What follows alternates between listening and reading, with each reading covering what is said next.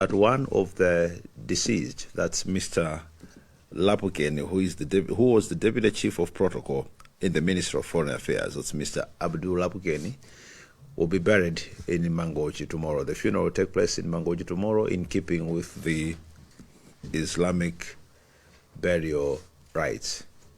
But all the respect that the President has directed that be accorded to all the deceased will also be accorded to Mr. Lapukeni. But in this case, I am not referring to the state funeral arrangements. The Ministerial Committee members are as follows. Honorable Titus Simvalo, Minister of Justice, is the chairperson of the committee. Honorable Hari Mlekanjara Mkandawiri, the Minister of Defense. Honorable Michael Bizwik Usi, Minister of Natural Resources and Climate Change. Honorable Simplex Cholabanda, MP, Minister of Finance and Economic Affairs. The Minister of Foreign Affairs, Honorable Nancy Tembo, MP. The Minister of Health is also in the committee, that's Honorable Kumbize Kandodo Chiponda. The Minister of Local Government, Unity and Culture, Honorable Richard Chimwendo Banda, is also in the committee. Minister of Homeland Security, Honorable Dr. Kenneth Zikali Ngoma. Minister of Tourism, Honorable Vera Kantukule.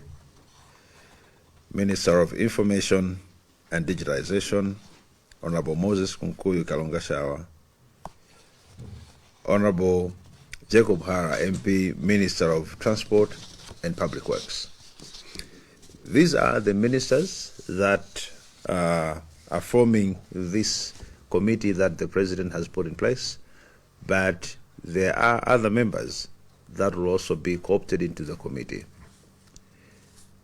Notable ones will be the Secretary General of the United Transformation Movement, the UTM, Honorable Patricia Kaliati, but also the Secretary General of the Malawi Congress Party, Honorable Eisenhower Mkaka, MP.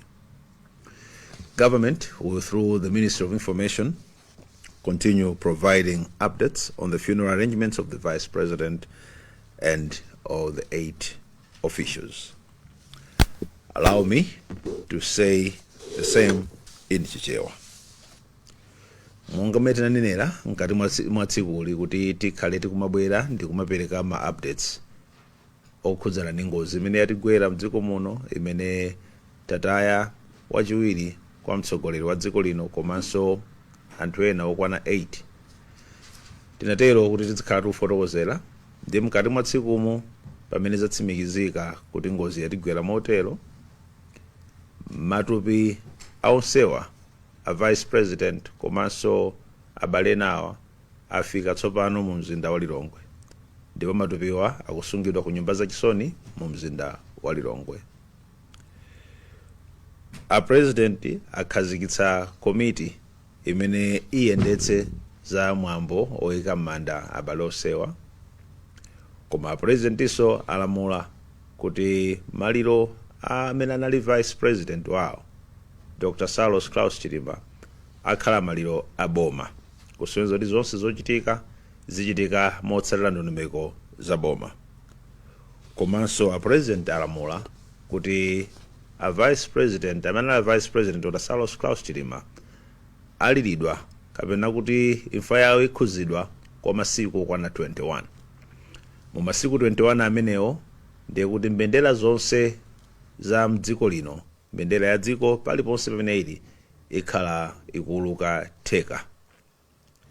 Nyumba ya maliro kapena kuti siwa ili kuja ku area 12 imene ndi nyumba ya boma imene kumakhala wachiwiri kwa mtsogoleri wa dziko.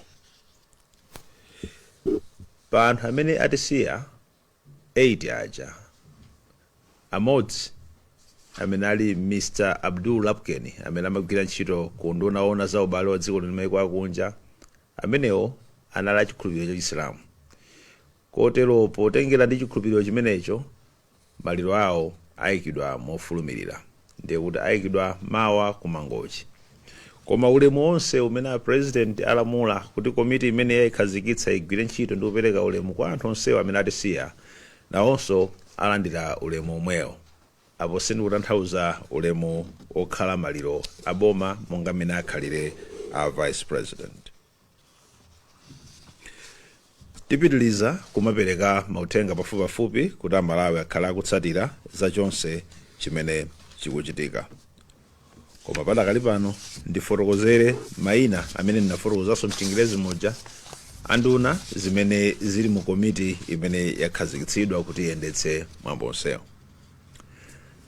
Anduna a Titus Mvalo ndi wapampando wa komiti iyi.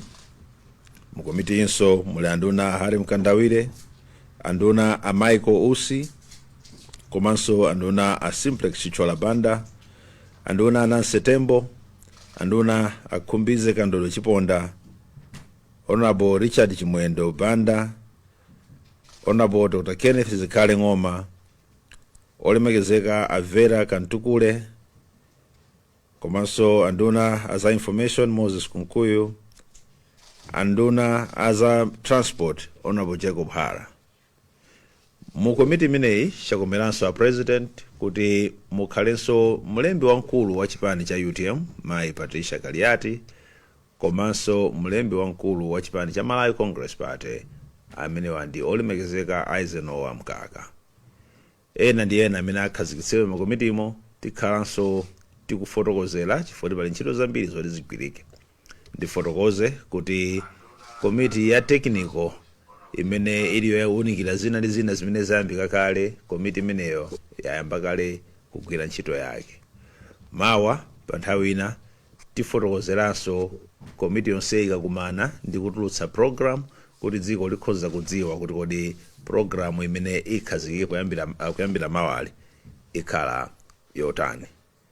Titokoze kwa Malawi tonse chifukwa choyima limodzi pa nthawi imene tili mu vuto lotere, komanso tipemphe kuti nthawi ndi nthawi tikhale tikubwera kumafotokozera, tiyeni tisakhale tikufalitsa nkhani zabodza zimene zikhozanso kumadzetsa zina zodetsa nkhawa pakati pathu.